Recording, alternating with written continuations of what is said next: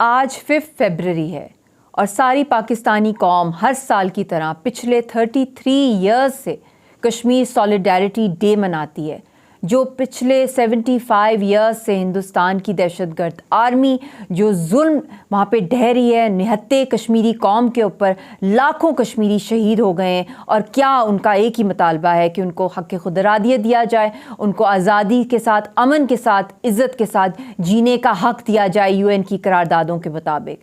आज एक दफ़ा फिर मैं तहे दिल से 22 करोड़ पाकिस्तानी अवाम की शुक्रगुज़ार हूँ, चाहे वो रेहड़ी चलाने वाला हो, चाहे वो कोई मज़दूर हो, चाहे वो कोई मीडिया का बंदा हो, चाहे वो कोई पॉलिटिशियन हो, कोई स्टूडेंट हो, कोई बुज़ुर्ग हो, कोई बच्चा हो, कोई डॉक्टर हो, कोई ट्रेडर हो। हर कोई कश्मीरी कौम के साथ खड़ा है और दुनिया को एक बहुत स्ट्रॉन्ग पैगाम हर साल दिया जाता है। मगर आखिर कब तक हम ये दिन मनाएंगे?